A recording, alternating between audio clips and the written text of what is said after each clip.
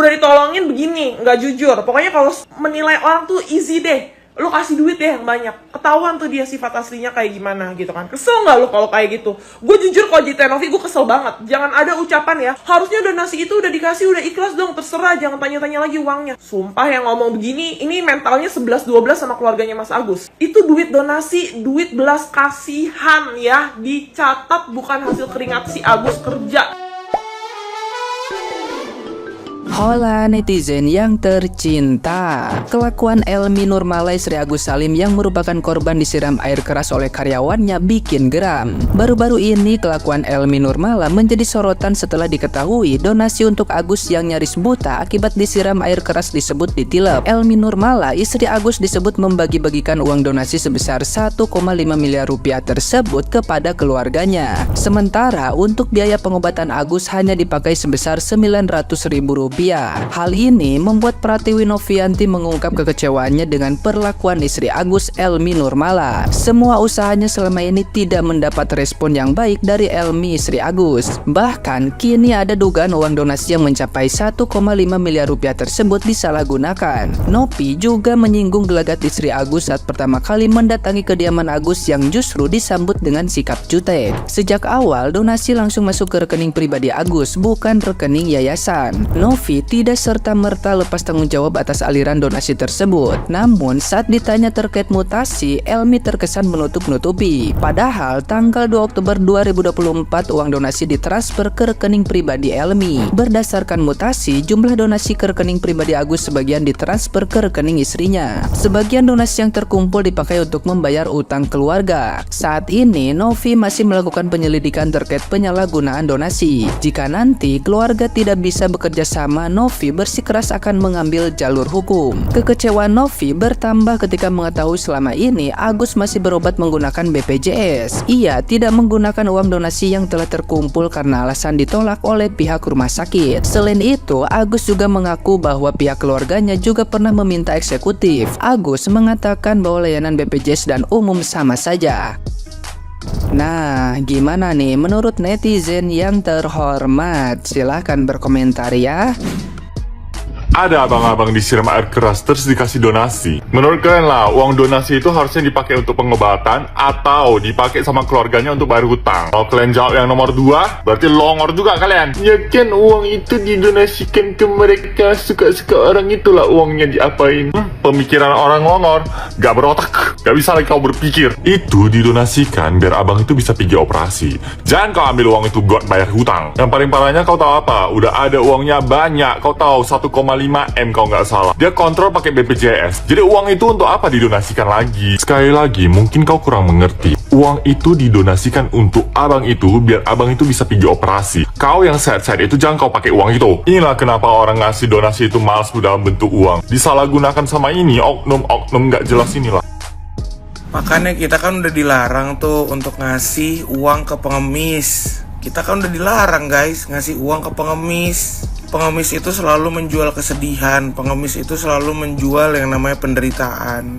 Kita tuh udah dilarang sama negara. Lihat kasusnya sekarang Mas Agus. Kasihan kita orang yang udah ngebantu mereka dengan secara tulus untuk bisa Mas Agus itu dapetin perawatan. Lihat kelakuannya di podcastnya Bang Densu yang kemarin sama yang sebelumnya. Itu bedanya jauh banget guys. Bedanya jauh banget Mas Agus kelakuannya. Gue tuh gimana ya ngeliatnya ya. Gue paham banget sih gimana keselnya Mbak Novi gitu. Mbak Novi tuh udah dikenal sebagai orang yang sangat tulus membantu masyarakat yang terkena ODGJ. Lu bayangin cuy, dia sampai punya yayasan. Dia keluar dari maskapai penerbangan buat ngebantu ODGJ karena terinspirasi dari almarhumah ibunya. Dan dia jalankan sampai dengan hari ini. Lu lihat orang yang dia berusaha bantu. Makanya kalau kata gua, mulai dari sekarang udahlah, orang yang minta-minta belas kasihan dalam bentuk uang kita nggak usah bantu, apalagi minjem duit, karena kelakuannya persis sama kayak Mas Agus. Biarin kita dikatakan kejam, biarin kita dikatakan pelit, biarin orang duit-duit kita kok.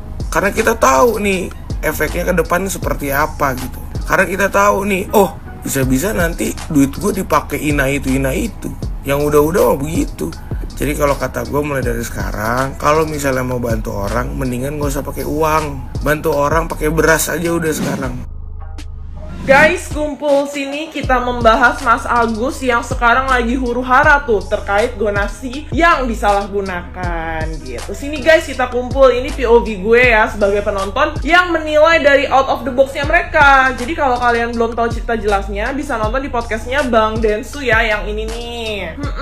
Singkatnya Agus ini, gue ceritain dulu ya. Jadi head manager di salah satu cafe. Terus ada cekcok tuh sama anak magang. Dan anak magang ini dendam, kemudian berakhir diguyur pakai air keras sampai kena wajah, tangan, kaki, yang parahnya kena mata dan menyebabkan kebutaan. Pastilah ya, namanya orang bisa beraktivitas dengan normal, bisa ngeliat, tiba-tiba buta, panik dong, kaget, shock, depresi, dan segala-galanya tuh pasti mentalnya keganggu gitu kan. Belum lagi dia juga penyembuhan dari luka-luka akibat disiram air keras itu.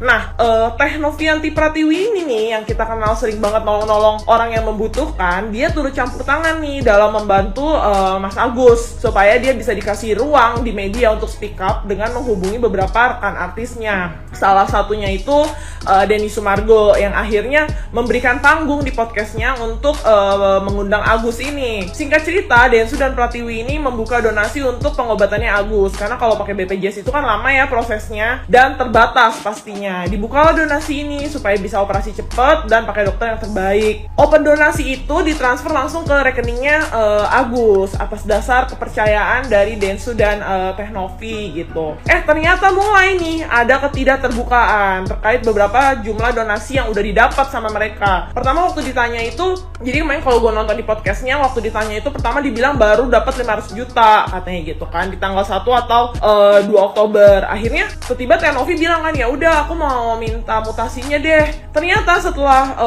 diomongin mau minta mutasi, baru tuh mereka bilang bahwa donasinya udah mencapai 1,5 atau 1,7 M gitu katanya. Bahkan mereka bilang nggak bisa dipakai kartu ATM-nya dan mau buat ATM baru. Itu terekam di percakapan Teh Novi dengan salah satu keluarga istrinya Mas Agus gitu. Terus malah di tanggal 3 bapaknya Agus ini masih bahas-bahas soal BPJS, kalau ngantrinya lama, gitu kan. Nggak bilang kalau donasinya itu udah mencapai miliaran gitu, yang which is itu sangat cukup buat Agus ini berobat secara langsung sat-set gitu kan. Malah uangnya dipakai buat apa guys?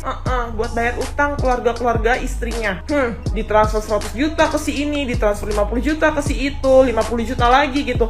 Ditegur dong sama Teh Novi Pratiwi ini, karena kan emang itu uang donasi yang utamanya dipakai untuk pengobatan, buat berobatnya si Agus biar bisa ngeliat lagi guys. Dan saat dikonfirmasi, keluarganya ini nggak merasa mereka tuh salah mempergunakan uang itu buat bayar utang. Mereka merasa itu duit Mas Agus, ya sah-sah aja gitu kalau mau dipakai untuk apa dan mau dialirin kemana, ya kan itu duitnya masuk rekening Mas Agus, ya bebas dong. Orang kan udah donasi, gitu terserah gue mau dipakai buat apa. Gitu mungkin dalam pikiran mereka ya guys. Ini sorry ya, gue agak gedek jujur aja sama orang kayak begini. Aduh, waktu susah mereka tuh chatting-chatting, nangis-nangis, nelpon-nelpon kan kayak ngeganggu banget gitu, minta ditolongin, dikasih panggung, dikasih ruang buat speak up. Udah ditolongin begini, nggak jujur. Pokoknya kalau menilai orang tuh easy deh, lu kasih duit deh yang banyak, ketahuan tuh dia sifat aslinya kayak gimana gitu kan. Kesel nggak lu kalau kayak gitu?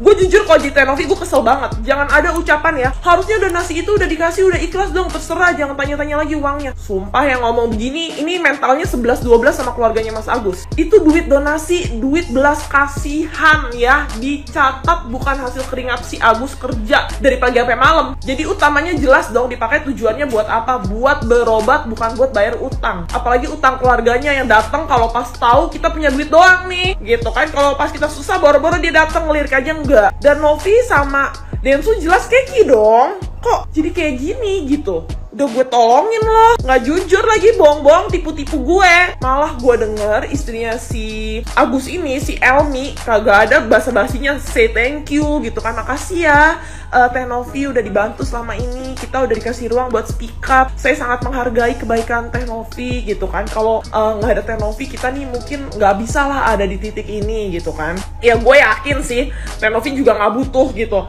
kata-kata terima kasih seperti itu gitu. Tapi kan kita ada basa-basinya gitu kan. Dia pelangap-pelongo, judes, nggak mau salaman, nggak mau nyapa, nggak mau ngomong gitu kan. Tolong ya, gue yakin Renovi juga nggak butuh kata-kata terima kasih itu. Cuma kalau miskin, minimal ada tata kramanya, punya attitude, jangan diborong semua gitu. Masa ngucap terima kasih aja lu nggak paham, lu nggak bisa, ya nggak? Itu ilmu dasar loh. Yang anak kecil juga harus tahu, dikasih apapun, dibantu, ditolong, itu harus say thank you. Ini gunanya emang kita memilih ya, mau nolong orang yang kayak gimana gitu. Karena orang-orang modelan Agus dan keluarganya ini, itu nyata guys. Di sini jangan pada baper ya. Gue tekankan sekali lagi, jangan pada baper. Gue tidak menyinggung orang miskin, tapi gue menyinggung yang mentalnya miskin gitu. Itu beda ya. Jangan sensi, jangan baper gitu. Enggak, gue nggak sensi sama orang miskin. Gue sensi sama orang yang mentalnya kismin, dipelihara lagi dalam jangka waktu yang lama. Ngomong sama orang begitu tuh muter di situ